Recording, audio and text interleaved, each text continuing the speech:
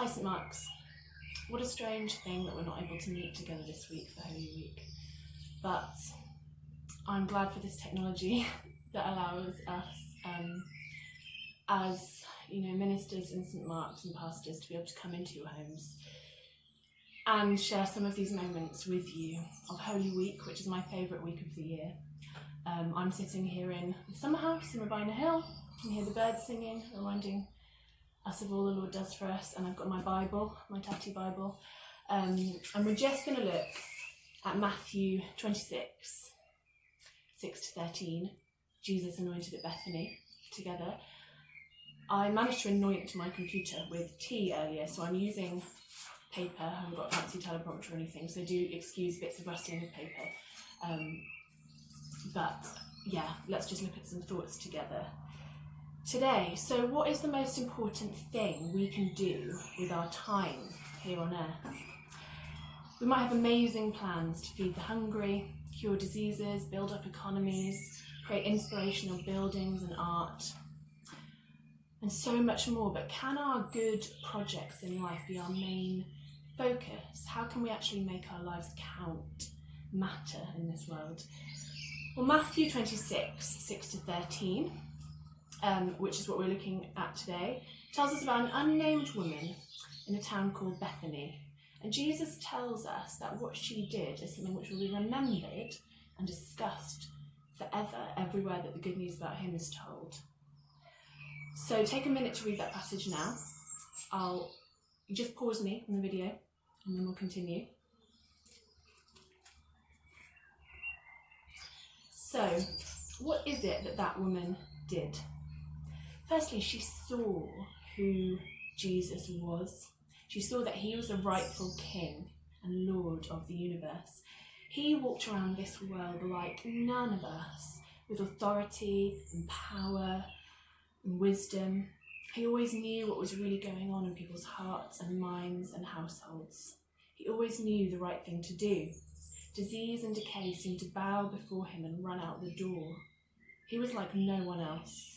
She recognised this, and she brought him her perfume, just as was prophesied in Song of Songs 2 verse 12, which says, "While the king was at his table, my perfume spread its fragrance."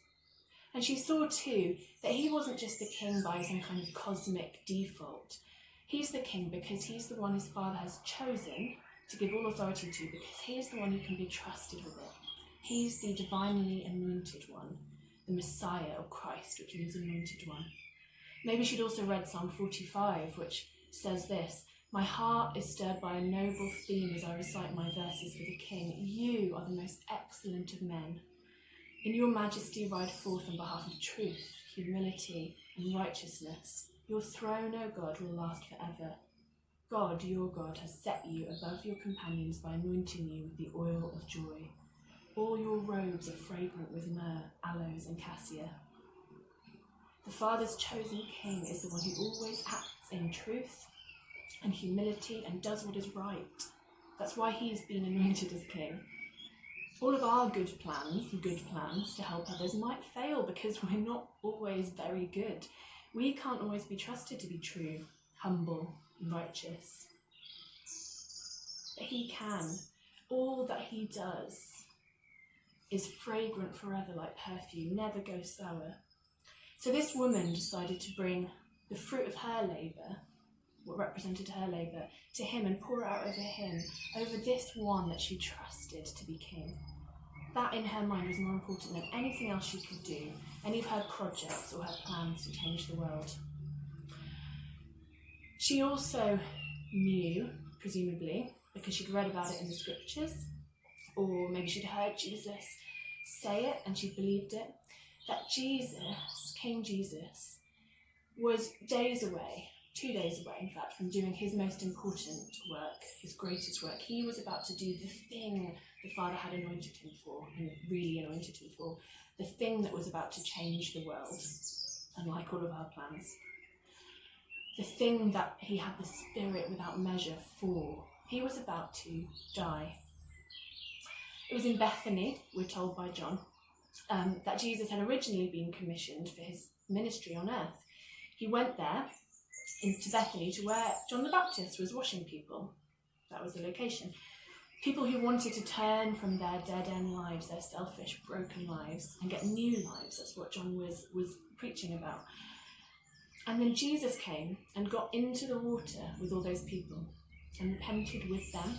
I was looking at it in Roots the other day with our young people. It's absolutely incredible. He got into the water and he repented with sinners, as if his life was broken when we know it's not. The perfect king started his ministry by identifying with sinners, standing with the poor and needy who wanted new life but who couldn't help themselves at all. He took on all their sin, all their neediness, and went through this washing with them, which represents dying to the old life and rising to new life, clean life, good, perfect, eternal life. He was showing that he would literally die, take on all of that and die in order to take it all that life to the grave, the old life, and give us new life that we couldn't get for ourselves. And then that's the moment, if you know, that the Father says, "You are my Son, with you I'm well pleased," and pours the Spirit out on him. That is the moment that he's anointed as the one who's trusted with all authority, because he is the one who will lay down his life for the needy and the poor. So now he's back in Bethany, that place where he was anointed in the first place 3 years ago to do this work. And this woman recognised that the end, the time had almost come. He was about to fulfil that. He was about to do something for all the poor in this world that she could never do with her money. And so she did what she could to honour him. She anointed him for burial, recognising that he was going to the grave and back to change everything for the poor and needy. We can and we will physically help the poor when we follow Jesus in this life, but first we have to recognise that he's the one we can trust to really help them and look after them, the poor and needy, which includes us, forever. She knew she was in a unique moment of history, and she was pointing in that moment to the hope in Jesus, which is the first thing that all of us need. So far we've talked about how this lady recognised Jesus, but is that all? If we just see who Jesus is it enough? Is that enough for our lives to be involved, actually really involved in the plans that matter, in his plans? No, it's not enough for us to just know who Jesus is. The disciples knew who Jesus is. They had the information. As we read recently in Mark 8:32, Jesus plainly taught things, about his death, his resurrection, what he would go through. He plainly spoke about it. So it's not just about seeing him and knowing in our minds what he's going to do. This woman also loved him.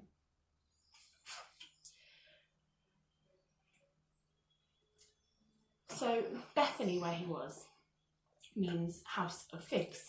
You might think that's a slightly random fact I'm telling you now. But that stands for, in the Bible, for fruitfulness, new creation life. And it seems then that Jesus is in Bethany, this place where he was anointed, back again, preparing for what he's about to go through. He's in Bethany looking for fruit that would endure into the world to come. This house of figs, this house of fruit. What is the fruit that will endure into the world to come? Is it wisdom? Is it discernment? Is it having the right answers and seeing ourselves as, very mature Christians, doing deeds that we approve, that we tell each other, oh yes, that's a very wise thing to do? No, it's none of that, is it? None of that means anything. None of it is real maturity at all, without the real fruit that Jesus is looking for, love for him. You see, the anointed king, the king of all the universe, the one trusted with all this authority, life and death and the future, he's also known in the Bible, one of his main titles in the beginning and the end is the bridegroom. The other passages we've quoted from Song of Songs, from Psalm 45, they're actually part of explicit wedding songs. Jesus is a bridegroom looking for a bride. Psalm 45 says also, "Listen, O daughter, consider and give ear. Forget your people and your father's house. The king is enthralled by your beauty. Honour him, for he is your Lord." There are 3 women in the Gospels. This is the third who anoint Jesus like this. And they show us that Jesus is looking for a bride who gets him, who gets what he's doing. We're not with our intellect, but with our hearts. He's looking for a bride. We can be part of what he's doing. All that he's doing can be ours. His plans can be our plans. He's looking for people who love him. The disciples said, "Oh, this perfume could have been sold for much, and we could have done things for the poor." That's in the New King James. They thought of all the many things that could be done with that money. But we need to see this Holy Week that all our projects are going nowhere until we learn to make much of him, much of the most excellent of men, the trusted, anointed King of the universe. We can't be all about ourselves and our projects to change the world. We have to be about him because we love him and we're his bride and we're cheering him on. He's the one who really cares for the poor and needy. He's the one who poured out his life on Good Friday to give the poor and needy everything he has and everything he is, to anybody who will have him forever.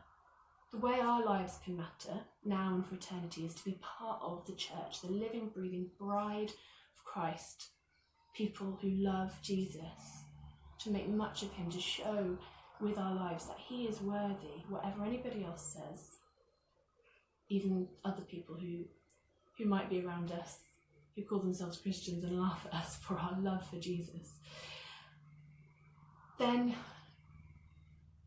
we can look at the cross as we approach the cross this weekend, and we can sing that great song of the church, Psalm 20, which is in that sequence of Psalms of the Cross. Psalm 20 is a hymn of the church, which is cheering Jesus on.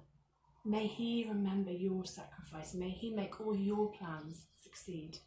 The Lord saves his anointed. We trust in the name of the Lord our God. He had to go to the cross alone. We couldn't help him. But even now, if we love him, and if we join those that are cheering him on, his church through all of history and all over the world, as best as we can, we'll be part of his future forever. Part of the plans that really change the world, part of what matters as his bride. Amen.